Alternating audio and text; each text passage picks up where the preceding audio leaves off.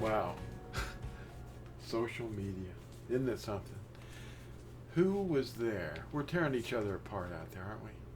And there's no reason for that. Natsarim.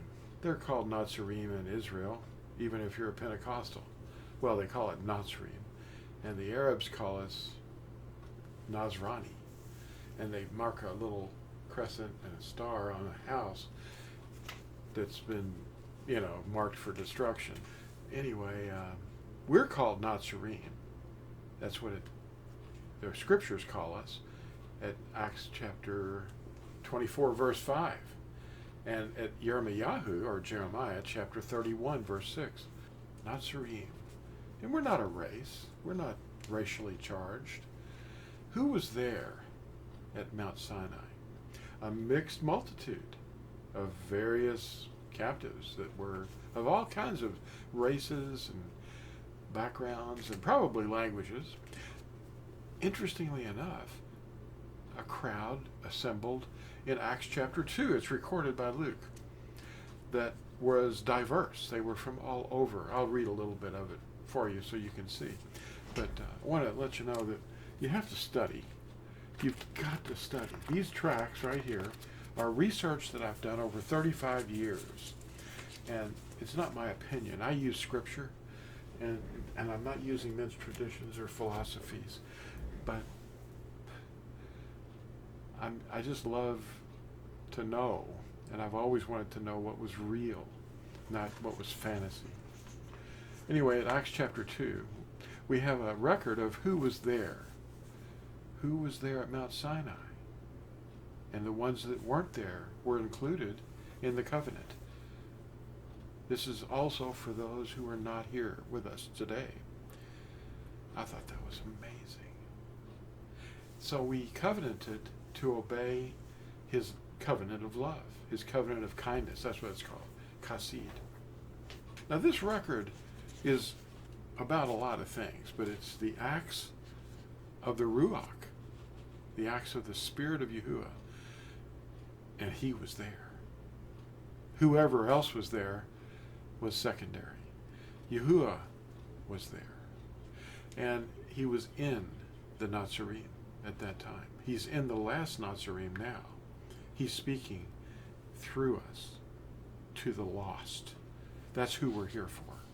We're not here for ourselves. In the last days, men are going to be malicious witnesses against each other. They're going to be arrogant, slanderous, gossipers, and just totally wicked in their hearts. And we see it on social media.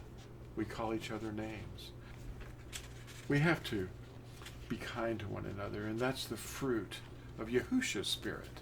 If he's in you, you exude and emit a love and a warmth for others. You don't want to be mean to them. And in fact, in this article, one of the articles, it's called Gossip and Slander. And it talks about how we're not supposed to be cruel to one another. Even if we want not to meet with them, we want to be careful how harsh we should be. And I think that's mentioned in 2 Corinthians chapter 5, verse 11. But if anyone has caused sadness, he has not made me sad, but in some degree, you all. And it's he says not to be too harsh. For such a one, this punishment by the many is sufficient. So that, on the contrary, you should rather forgive and comfort that person, lest somehow such a one be swallowed up with too much sadness. Yes, and Yahusha is very sad too when we talk ill of one another, and we should know better if we've studied. We're all in the same boat. Now, Acts chapter 2, I want to talk to you about Acts. Acts was written by Luke to Theophilus, and he wrote this about 32 years after Yahusha ascended. He was not an eyewitness of Yahusha himself, but he talked to the eyewitnesses, and that's what the book is mainly talking about. And it's very interesting because this is written 32 years after the ascension. And there's a Sabbath distance mentioned in Acts chapter 1, verse 12, I believe it is. A Sabbath distance from the city. What? You mean there was a Sabbath going on after? Yeah, there was. Well, you've been taught incorrectly by your teachers, and they're going to be responsible for that. Teachers are supposed to use the word and complete. It isn't like here and there. It's not pick a little here and hold it up. You have to really dig and look for correlations. Anyway, Acts chapter 2, written by Luke, was recording who was there. There was a Pentecost. Pentecost is a Greek word, but they were assembled for the festival of weeks, the Feast of Weeks, which is called Shabuoth. Shabua week, Shabuoth weeks. Now, they were assembled for the Feast of Weeks, and let's see who was there. Okay. It says there was a mighty wind, and we know what that was. That was Yahusha. And there appeared to them divided tongues as of fire, and that's what they called light. Fire was light to them. And they settled on each one of them. Now that was the Shekinah Kabod. That's what that was. It was like little pillars of fire, pillars of light. And the Mishkan went into them, the dwelling place of Yahuah, entered into the men who were assembled in that upper room. And they were all filled with the qodesh ruach, and began to speak with other tongues, that's languages, as the ruach gave them to speak. Now in Jerusalem there were dwelling Yahudim, dedicated men from every nation under the heavens. Now every nation, that means every race. And when this sound came to be, the crowd came together and were confused, because everyone heard them speak in his own language. And they were all amazed and marveled. And they said to each other, "Look, are not all these who are speaking Galileans? And how do we hear, each one in our own language in which we were born?" See, there's the miracle. How do we hear in our own language? That's where the miracle was. It says here who was there. Parthians, now those are the tribes of Israel that were scattered by the Assyrians to the east long ago. The Parthians.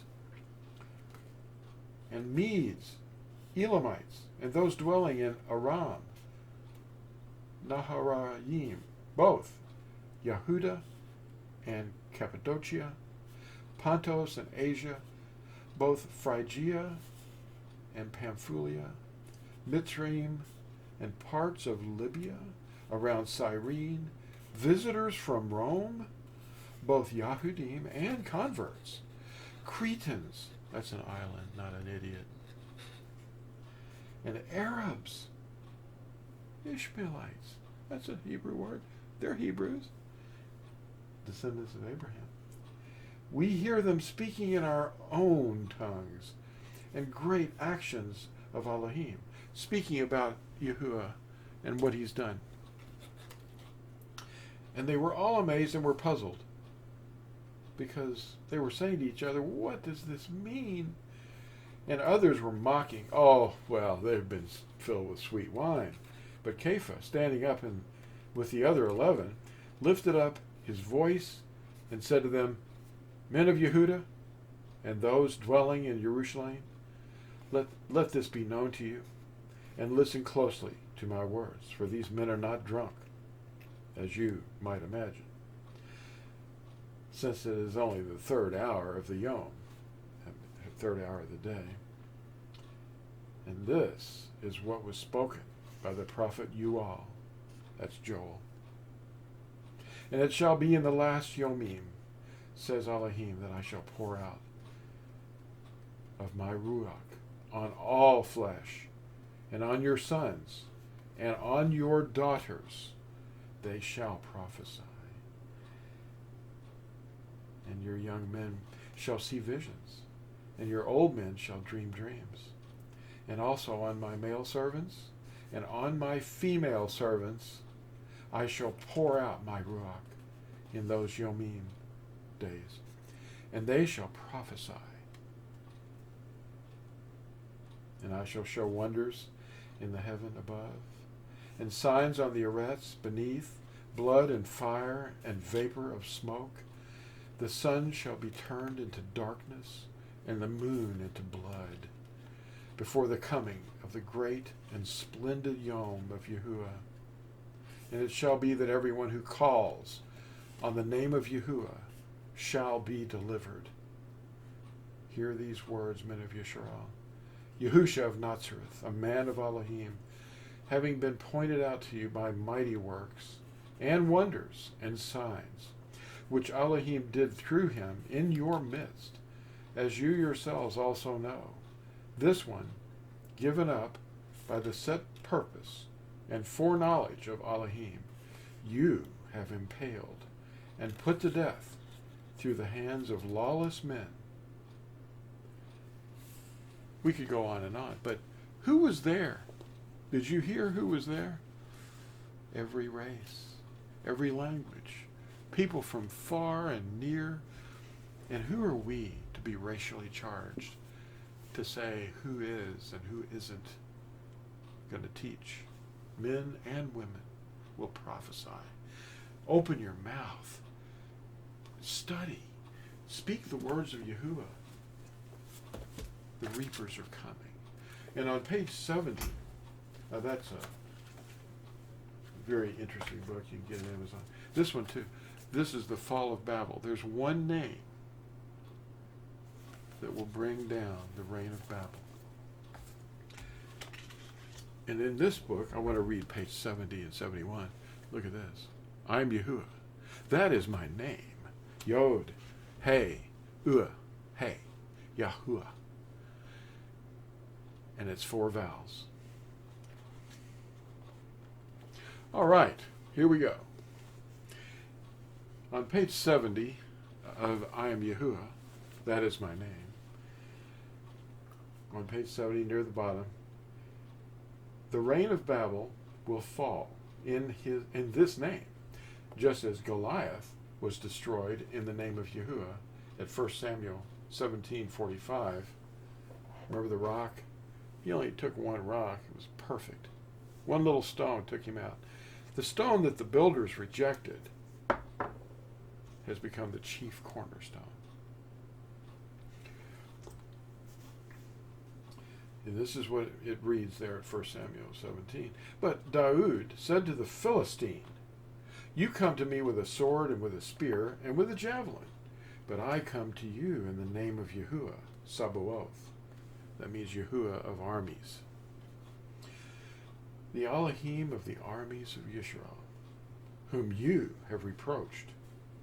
Now, Goliath was a Philistine. Now, the Arabs are not Philistines. They're descended from Abraham.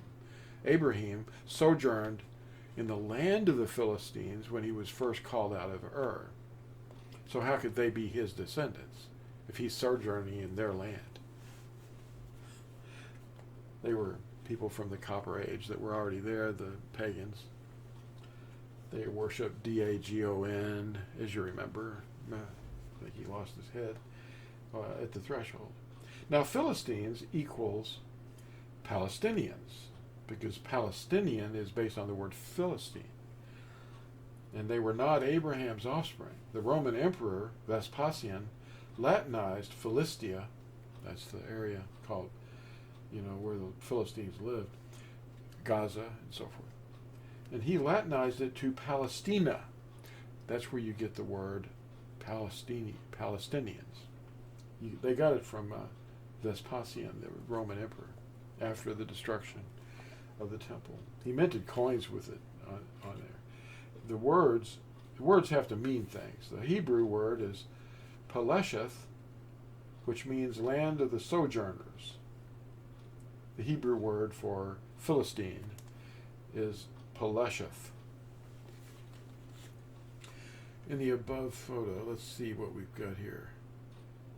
Okay. Well, somewhere in Rome, there's a big arch, and it's dedicated to the triumph of destroying Jerusalem. And there were two arches originally, Vespasian and Titus, his son, and they were both Roman emperors eventually. But when they destroyed Jerusalem, they carried off all the gold and the menorah, and there's a picture of that I'll put in the video here that you'll appreciate. It's inside. It's carved in stone of exactly what the original menorah looked like, and it's still in Rome. The state of Israel has requested that it be returned. Natsarim are obeying Yahuah's commandments, and we hold to the testimony of Yahusha. And I just wanted you to know that there's more to this racial bias thing. People are holding their skin up and going, look at this, I've got this kind of skin. Well, Yahuah doesn't care what color you are. He wants you to obey his commandments. So who was there? Well, Parthians, Medes, Arabs, people of all races were there. The Ethiopian eunuch that Philip met in Acts chapter 8, that was immersed, was questioning what the chapter 53 of YashaYahu was about. He was a Cushite.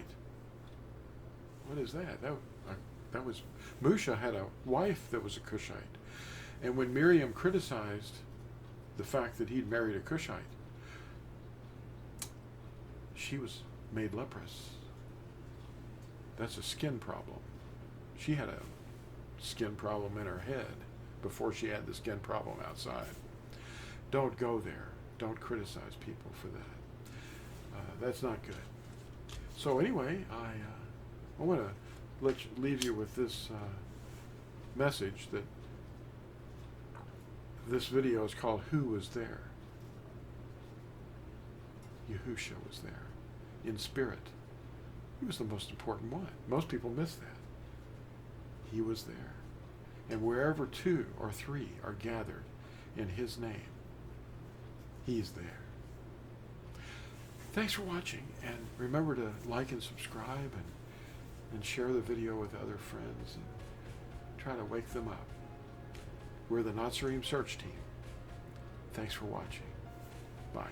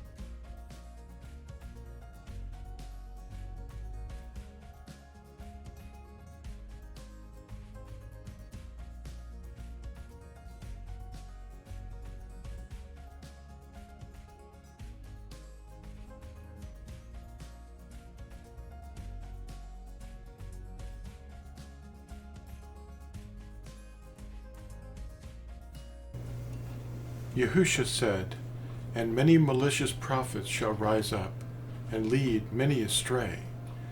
And because of the increase in lawlessness, the love of many shall become cold. But he who shall have endured to the end shall be delivered. And this Besorah of the reign shall be proclaimed in all the world as a witness to all the Goyim, and then the end shall come."